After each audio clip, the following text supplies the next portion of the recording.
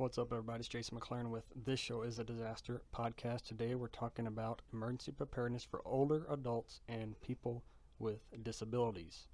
So, 2 days ago was the 30th anniversary of the Americans with Disabilities Act. So I wanted to talk about this a little bit because, as you know, with elderly and disabled individuals, they need a lot more support when something is going on. So first, you want to make sure you know how you're going to communicate if you have a communication disability. That kind of rolls into my next topic of all the different language barriers. I know there's language interpretation softwares out there like Google Translate and Language Line for those in the professional fields.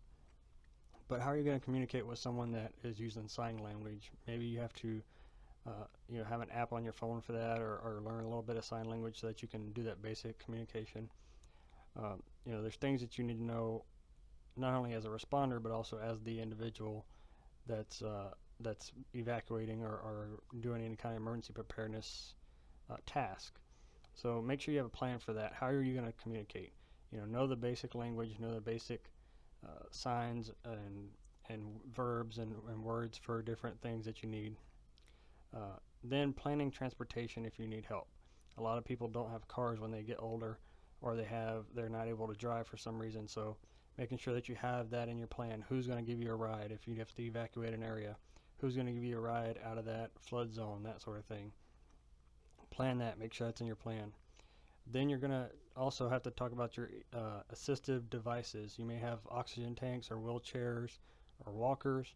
You want to make sure that you've got a plan on how you're going to get all that stuff. So going back to my transportation thing, does the person that is going to pick you up, do they have a tiny smart car and they're not going to be able to fit your wheelchair in there? You need to make sure you have all that kind of figured out beforehand. And then even if you don't have to evacuate, think about power outages. Talk to your healthcare provider and make sure that they know, or they've told you what you need to do in case there's a power outage. Does your oxygen producing device run on oxygen? Some of those are battery powered or plug-in powered. Do you have a CPAP machine? Is that something that you have to have every night that's powered by electricity? Any of those devices that are electronic, make sure that you have alternate power sources for those. They sell these battery, they're called uninterrupted power supplies. They are pretty pricey, but that's something that you may need if you have a lot of power outages in your area, that you want to be able to plug your device into and get that a little bit of extra time out of it, and maybe bridge that gap from when the power goes out to when the power comes back on. You also want to inform anybody that's on your emergency contact list of your plan. Going back to the power, you can actually, with a lot of providers, get your name on a list and it will let you know of any power outages in your area. Make sure that if you have a caretaker, see if they can get their phone number on that list so that if the power goes out at your house, they get an automatic text alert or email telling them, hey, the power's out at that house, in case you can't get a hold of them. So make sure that when you're building your kit, if you're disabled or elderly, or you're responsible for someone in that category, make sure you got their providers' information also, their healthcare providers, all the medicine, doses, any allergies they have. Make sure the serial number and the type of medical device they have is also written down, because if there's any kind of recall while you're evacuating or in this disaster, you want to be able to help with that.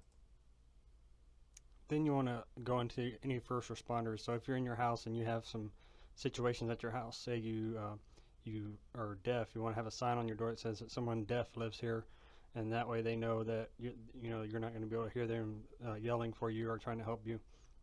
Have those signs out there. Make sure that food, water, and essentials for you and your pets is available.